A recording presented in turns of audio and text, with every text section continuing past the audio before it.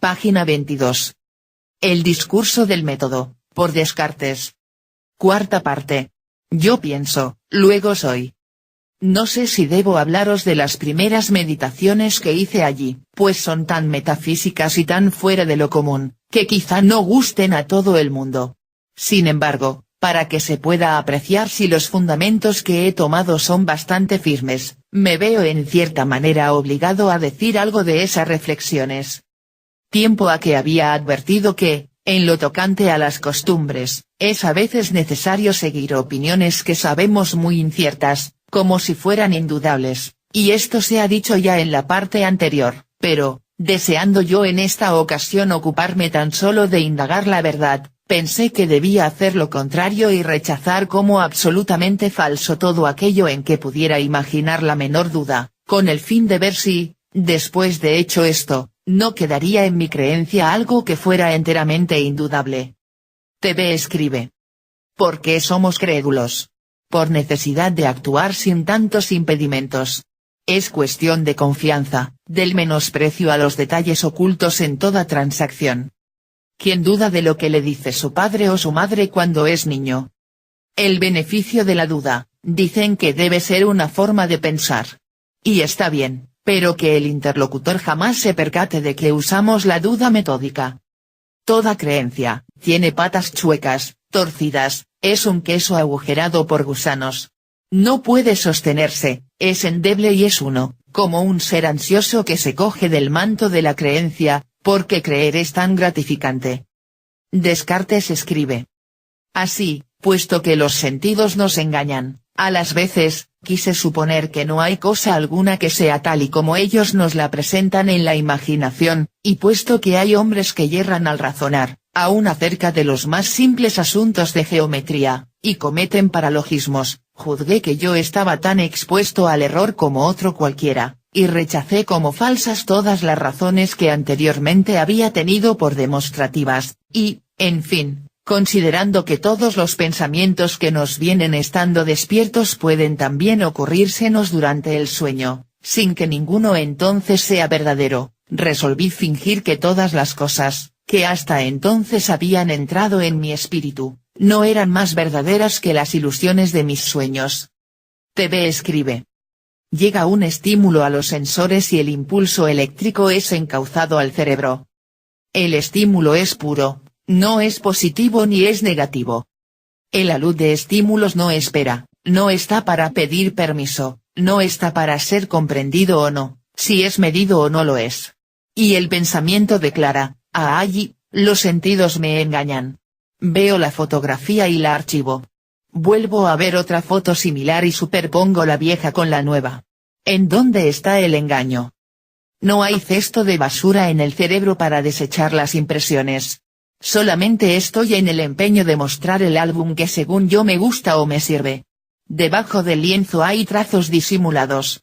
Esos trazos sutiles, pueden ser la esencia de la cosa. Lo superficial tiene infinidad de matices. Luego, ¿cuál es el atajo? La creencia, para no desgastarme en estar analizando cada color.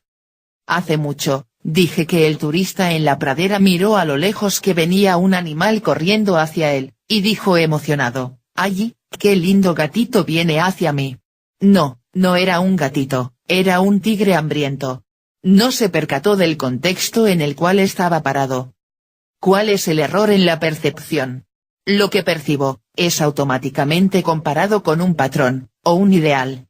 Si no encaja perfectamente, bien puede surgir la duda, y si el patrón, ya es producto de una cadena de eventos útiles, la debilidad es evidente. He vivido creyendo en patrañas, que sirven pero que tienen fundamento degenerado. De ahí vienen mis sensaciones de impotencia, necesidad de creer y creer con más ahínco. Vivir con una actitud de convénceme güey no se considera muy diplomático, porque ante una demostración de soberana desconfianza, las relaciones humanas se ponen tensas. Toda relación con el entorno, bien puede ser disfrazada de empatía, de consideración hacia el interlocutor. Es desagradable tratar con aquellos que demuestran incredulidad, que dudan y van por ahí con esa actitud social. Descartes escribe. Yo pienso, luego soy. Pero advertí luego que, queriendo yo pensar, de esa suerte, que todo es falso, era necesario que yo, que lo pensaba, fuese alguna cosa, y observando que esta verdad, yo pienso, luego soy, era tan firme y segura que las más extravagantes suposiciones de los escépticos no son capaces de conmoverla, juzgué que podía recibirla sin escrúpulo, como el primer principio de la filosofía que andaba buscando. TV escribe. Pregunto si el pensamiento puede autogenerarse, prescindiendo de los estímulos o la memoria, que también es un estímulo. Hay una respuesta a una necesidad. Y ante los estímulos, ¿cuál es la respuesta? Puede ser la conveniencia, lo que es útil para la ocasión. Si afuera no hay cambio brusco de temperatura, la idea de calor o frío, no interfiere. Mi mamá me dice que hace frío, la escucho y pienso en la balanza de esa comparación, frío y calor. Si estoy pensando o haciendo algo, es que pienso y aún puede ocurrir sin percatarme que estoy pensando, por la costumbre. Sin concentración, solo queda ir flotando sobre el océano de estímulos, de un modo natural. Si aparece una situación de tremenda sacudida por un cambio, la atención pasa a la concentración.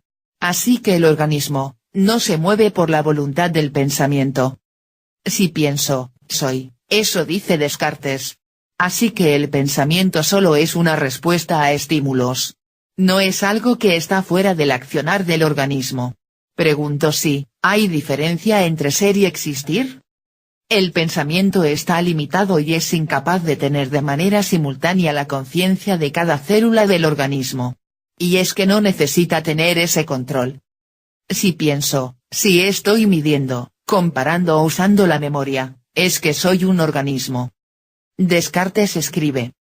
Examiné después atentamente lo que yo era, y viendo que podía fingir que no tenía cuerpo alguno y que no había mundo ni lugar alguno en el que yo me encontrase, pero que no podía fingir por ello que yo no fuese, sino al contrario, por lo mismo que pensaba en dudar de la verdad de las otras cosas, se seguía muy cierta y evidentemente que yo era, mientras que, con solo dejar de pensar, aunque todo lo demás que había imaginado fuese verdad, no tenía ya razón alguna para creer que yo era, conocí por ello que yo era una sustancia cuya esencia y naturaleza toda es pensar, y que no necesita, para ser, de lugar alguno, ni depende de cosa alguna material, de suerte que este yo, es decir, el alma, por la cual yo soy lo que soy, es enteramente distinta del cuerpo y hasta más fácil de conocer que este y, aunque el cuerpo no fuese, el alma no dejaría de ser cuanto es.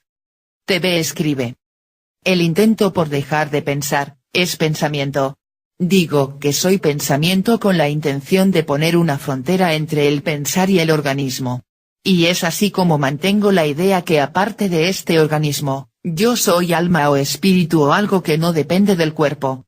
De este modo, al proceso del pensar, se le quiere desligar de las reacciones del organismo, el cual solo viene a ser un envase vulgar. El yo es el alma, fuera de la influencia del envase. Algunos dicen que el alma es energía, y otros dicen que la energía es materia superdiluida. ¿Por qué el pensamiento es incapaz de conocer la totalidad del organismo y sus funciones? Porque el pensamiento es un subproducto del organismo y no puede entonces adjudicarse la tremenda sabiduría infinita que por naturaleza hay en él. ¿Qué es lo que queda por hacer? Es darle un uso práctico al pensamiento, que optimice sus mediciones para no entrar en fricción con el organismo. Descartes escribe.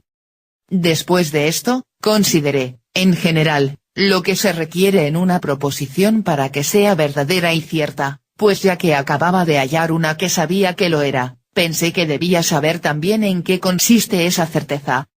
Y habiendo notado que en la proposición, yo pienso, luego soy, no hay nada que me asegure que digo verdad, sino que veo muy claramente que para pensar es preciso ser, juzgué que podía admitir esta regla general, que las cosas que concebimos muy clara y distintamente son todas verdaderas, pero que solo hay alguna dificultad en notar cuáles son las que concebimos distintamente. TV escribe. Para pensar hay que ser. ¿Eso puede refutarse? Si no puede ser refutado, entonces es verdad. Después de haber definido esta verdad, todo lo que sea pensado, tiene que ser cribado, porque puede ser ilusión. Descartes escribe.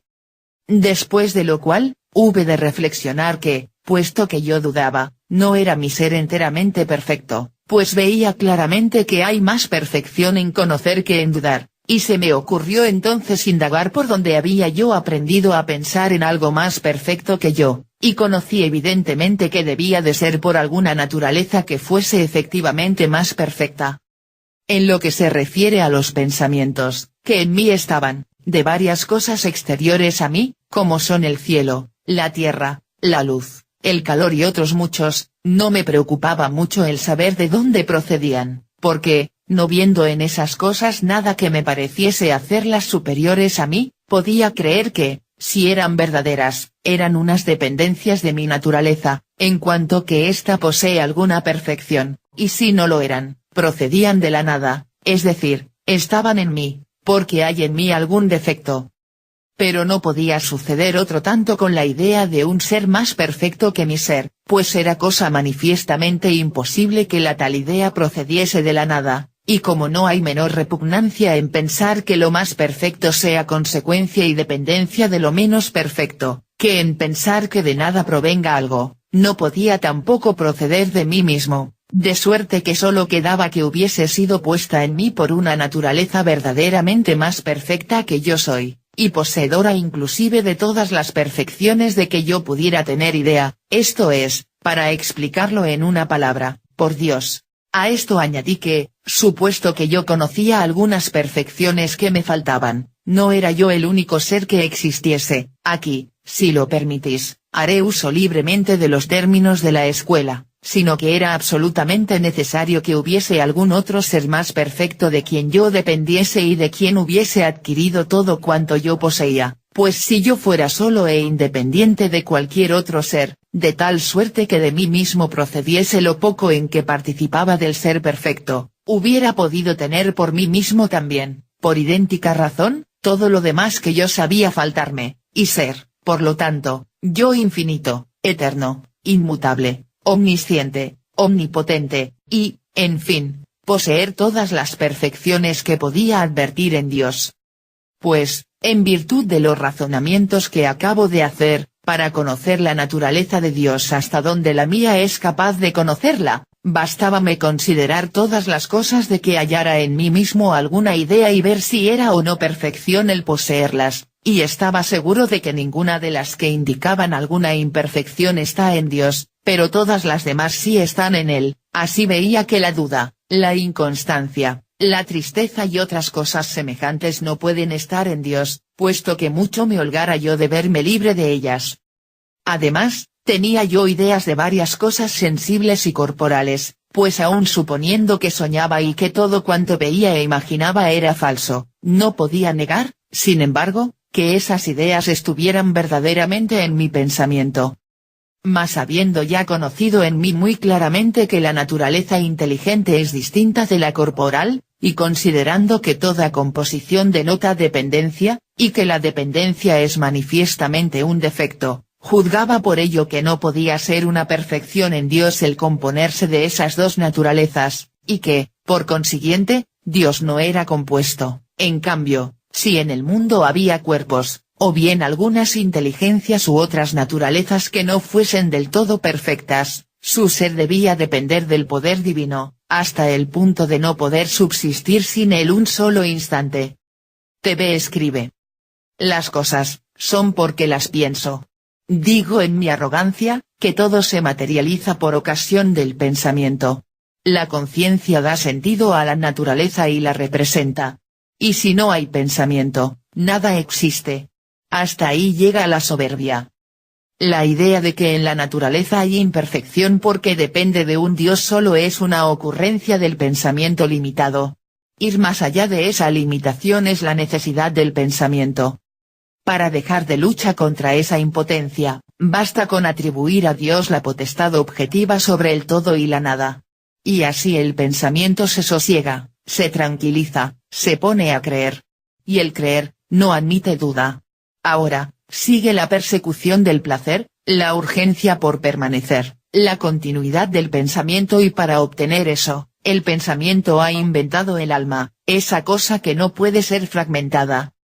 Descartes escribe: quise indagar luego otras verdades, y habiéndome propuesto el objeto de los geómetras, que concebía yo como un cuerpo continuo o un espacio infinitamente extenso en longitud, anchura y altura o profundidad, divisible en varias partes que pueden tener varias figuras y magnitudes y ser movidas o trasladadas en todos los sentidos, pues los geómetras suponen todo eso en su objeto. Repasé algunas de sus más simples demostraciones, y habiendo advertido que esa gran certeza que todo el mundo atribuye a estas demostraciones, se funda tan solo en que se conciben con evidencia, según la regla antes dicha, advertí también que no había nada en ellas que me asegurase de la existencia de su objeto, pues, por ejemplo, yo veía bien que, si suponemos un triángulo, es necesario que los tres ángulos sean iguales a dos rectos, pero nada veía que me asegurase que en el mundo hay triángulo alguno. En cambio, si volvía a examinar la idea que yo tenía de un ser perfecto, encontraba que la existencia está comprendida en ella del mismo modo que en la idea de un triángulo está comprendido el que sus tres ángulos sean iguales a dos rectos, o, en la de una esfera, el que todas sus partes sean igualmente distantes del centro, y hasta con más evidencia aún, y que, por consiguiente, tan cierto es por lo menos, que Dios, que es ese ser perfecto, eso existe, como lo pueda ser una demostración de geometría. TV escribe: la suma de los ángulos internos de un triángulo, es igual a 180 grados, es una demostración matemática. ¿Quién pone en duda esto? Si algo es irrefutable, aunque sea mediante el análisis matemático, la perfección ahí está en esa verdad. Pero como la concepción de triángulo es una forma mental, podemos pensar en la perfección y del mismo asunto, al pensar en Dios podemos decir que existe y es perfecto. Puedo comprender y admitir la verdad de que una figura geométrica obedece a unos acuerdos. Es solo una parte de la gran realidad definida por el pensamiento. Y esa conclusión la puedo extrapolar a lo infinito, a lo no evidente por la limitación de los sentidos, mas no por el poder del pensamiento. Descartes escribe: pero si hay algunos que están persuadidos de que es difícil conocer lo que sea Dios, y aun lo que sea el alma, es porque no levantan nunca su espíritu por encima de las cosas sensibles y están tan acostumbrados a considerarlo todo con la imaginación, que es un modo de pensar particular para las cosas materiales, que lo que no es imaginable les parece ininteligible. Lo cual está bastante manifiesto en la máxima que los mismos filósofos admiten como verdadera en las escuelas, y que dice que nada hay en el entendimiento que no haya estado antes en el sentido, en donde, sin embargo, es cierto que nunca han estado las ideas de Dios y del alma, y me parece que los que quieren hacer uso de su imaginación para comprender esas ideas, son como los que para oír los sonidos u oler los olores quisieran emplear los ojos, y aún hay esta diferencia entre aquellos y estos, que el sentido de la vista no nos asegura menos de la verdad de sus objetos que el olfato y el oído de los suyos, mientras que ni la imaginación ni los sentidos pueden asegurarnos nunca cosa alguna, como no intervenga el entendimiento. TV escribe: si no sangra, no es. La cantidad de experiencias en la sensibilidad es infinita y ningún organismo podría verse expuesto a tanta variedad. Si solamente lo que voy sintiendo es lo que será mi entendimiento, estoy jodido. Porque querría experimentarlo todo, para validarlo. Millones y millones de seres humanos han vivido en esta tierra, pero el conocimiento parece ser algo particular. Si el conocimiento fuese transferible en cada nuevo ser humano concebido, ¿quién sabe qué seríamos ahora como especie? La experiencia directa, para nada es la forma de mejorarse. Luego vendrían nuevos pensadores que dirían que hay conocimiento a priori, desligado de la experiencia del organismo. Y, ¿por qué el ser humano no utiliza ese gran conocimiento a priori para no estar repitiendo las mismas idioteces generación tras generación? El pensamiento simple está anclado a la experiencia sensible. ¿Para qué cosas supremas puede usarse el pensamiento, algo que vaya más allá del simple vivir? ¿Cómo podría cada ser humano optimizar sus procesos mentales? Hay demasiado estrés, preocupación, angustia, desaliento, vidas huecas. Y nos dicen que hay que buscar esto y aquello, buscar autorrealización, el nirvana, la felicidad, el paraíso y etc. Mas todo eso, solo son pretensiones de un pensamiento desquiciado. Es posible que nada hay por buscar, que no sea solo mantenerse con vida, sin tantas ansiedades. Gracias a la falta de atención y concentración situacional, es que hay tanta queja, tanta servidumbre, tanta corrupción social. Descartes escribe. En fin, si aún hay hombres a quienes las razones que he presentado no han convencido bastante de la existencia de Dios y del alma, quiero que sepan que todas las demás cosas que acaso crean más seguras, como son que tienen un cuerpo, que hay astros, y una tierra, y otras semejantes, son, sin embargo, menos ciertas, pues, si bien tenemos una seguridad moral de esas cosas, tan grande que parece que, a menos de ser un extravagante, no puede nadie ponerlas en duda, sin embargo, cuando se trata de una certidumbre metafísica, no se puede negar, a no ser perdiendo la razón, que no sea bastante motivo, para no estar totalmente seguro, el haber notado que podemos de la misma manera imaginar en sueños que tenemos otro cuerpo y que vemos otros astros y otra tierra, sin que ello sea así. TV escribe. Pregunto, ¿por qué es un problema tan excitante admitir o refutar la existencia de Dios o del alma? Por meterse en ello, los seres humanos se ponen en fricción, en guerra, en pandillerismo. Eso es estupidez. Luego, tenemos que inventar el respeto, la consideración, la aceptación, la mesura, la tremenda necesidad de mantener concordia porque si hay diferencia en la forma de pensar y percibir, puede haber diferencia en la forma de matar o perjudicar a todo lo que se mueva, de modo diferente a cómo nos movemos. Hay apego a las sensaciones, las cuales pueden ser en extremo mediciones degeneradas. El pensamiento inventa sistemas, lógicas, certezas y admite que son cosa verdadera, aunque no puede experimentarlas en forma fisiológica. Ese es el afán del pensamiento, ese logro, ese objetivo más allá de la certeza sensible, que no es certeza, es puro condicionamiento. Descartes escribe. Pues, ¿cómo sabremos que los pensamientos que se nos ocurren durante el sueño son falsos, y que no lo son los que tenemos despiertos, si muchas veces sucede que aquellos no son menos vivos y expresos que estos? Y por mucho que estudien los mejores ingenios, no creo que puedan dar ninguna razón bastante a levantar esa duda, como no presupongan la existencia de Dios. Pues, en primer lugar, esa misma regla que antes he tomado, a saber, que las cosas que concebimos muy clara y distintamente son todas verdaderas, esa misma regla recibe su certeza solo de que Dios es o existe, y de que es un ser perfecto, y de que todo lo que está en nosotros proviene de él, de donde se sigue que, siendo nuestras ideas o nociones, cuando son claras y distintas, cosas reales y procedentes de Dios, no pueden por menos de ser también, en ese respecto, verdaderas. De suerte que si tenemos con bastante frecuencia ideas que encierran falsedad, es porque hay en ellas algo confuso y oscuro, y en este respecto participan de la nada, es decir, que si están así confusas en nosotros, es porque no somos totalmente perfectos. Y es evidente que no hay menos repugnancia en admitir que la falsedad o imperfección proceda como tal de Dios mismo, que en admitir que la verdad o la perfección procede de la nada. Mas si no supiéramos que todo cuanto en nosotros es real y verdadero proviene de un ser perfecto e infinito, entonces, por claras y distintas que nuestras ideas fuesen, no habría razón alguna que nos asegurase que tienen la perfección de ser verdaderas. TV escribe. Si funciona según mi deseo, la cosa es verdadera y, ¿lo será para otros?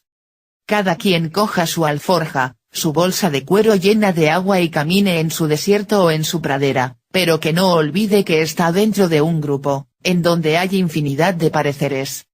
El pensamiento se convence de la existencia de Dios o de lo que sea, y que bueno, que se fije una línea de acción, de provecho para sí y para otros. Mientras se mantiene con vida, el sujeto puede deducir que entre tanto batidero de olas, está en la senda del éxito. O puede tomar la decisión de perturbar su vida, al organismo metiéndole ruido y basura. La distorsión de la armonía en la naturaleza es producto de la conjugación de pensamientos corruptos. Se enredan en inconveniencias, en fricciones absurdas y pregunto si acaso es la intención del pensamiento, no serenarse y ponerse a funcionar para optimizar, que no está para degradar o llenarse de conclusiones y decisiones desquiciadas. Descartes escribe. Así, pues, habiéndonos el conocimiento de Dios y del alma testimoniado la certeza de esa regla, resulta bien fácil conocer que los ensueños, que imaginamos dormidos, no deben, en manera alguna, hacernos dudar de la verdad de los pensamientos que tenemos despiertos. Pues si ocurriese que en sueño tuviera una persona una idea muy clara y distinta, como por ejemplo, que inventase un geómetra una demostración nueva, no sería ello motivo para impedirle ser verdadera, y en cuanto al error más corriente en muchos sueños, que consiste en representarnos varios objetos del mismo modo como nos lo representan los sentidos exteriores, no debe importarnos que nos dé ocasión de desconfiar de la verdad de esas tales ideas, porque también pueden los sentidos engañarnos con frecuencia durante la vigilia, como los que tienen ictericia lo ven todo amarillo, o como los astros y otros cuerpos muy lejanos nos parecen mucho más pequeños de lo que son. Pues, en último término, despiertos o dormidos, no debemos dejarnos persuadir nunca sino por la evidencia de la razón. Y nótese bien que digo de la razón, no de la imaginación ni de los sentidos, como asimismo, porque veamos el sol muy claramente, no debemos por ello juzgar que sea del tamaño que le vemos, y muy bien podemos imaginar distintamente una cabeza de león pegada al cuerpo de una cabra, sin que por eso haya que concluir que en el mundo existe la quimera, pues la razón no nos dice que lo que así vemos o imaginamos sea verdadero, pero nos dice que todas nuestras ideas o nociones deben tener algún fundamento de verdad, pues no fuera posible que Dios, que es todo perfecto y verdadero, las pusiera sin eso en nosotros, y puesto que nuestros razonamientos nunca son tan evidentes y tan enteros cuando soñamos que cuando estamos despiertos, si bien a veces nuestras imaginaciones son tan vivas y expresivas y hasta más en el sueño que en la vigilia, por eso nos dice la razón, que, no pudiendo ser verdaderos todos nuestros pensamientos, porque no somos totalmente perfectos, deberá infaliblemente hallarse la verdad más bien en los que pensemos estando despiertos, que en los que tengamos estando dormidos. TV escribe. Comprobar la veracidad de lo que pienso, es responsabilidad del mismo pensamiento que se pone un objetivo. Puedo pensar lo que sea, usando lo que ya sé, puedo armar un nuevo sistema usando ladrillos viejos o puedo fabricar nuevos ladrillos, que sean eficaces para armar un nuevo edificio. Si lo que pienso es una quimera y no tiene aplicación, simplemente no me servirá de mucho, excepto para pensar que he pensado una estupidez. Es diversión. Y si necesito diversión, es que estoy aburrido, por mi gusto. Puedo pensar o deducir lo que sea, pero debo ser cuidadoso en andar por ahí expresando todo lo que pienso. ¿Para qué provocar conflictos y desacuerdos tontos? Muchos, que han expresado su realidad y perturban a otros pensamientos, terminan siendo linchados. Así que el pensamiento debe ser convenenciero al traducir o representar en símbolos, palabras o ideas. La razón es medir el impacto de una idea respecto a otra, observar su correlación. La concordancia perfecta de un asunto al empalmarlo con otro, sería algo difícil de conseguir. Por eso, solo queda asumir la máxima probabilidad de engranaje funcional. La creencia, aquí no tiene sentido, es absurda, es corrupta. Fin de la cuarta parte.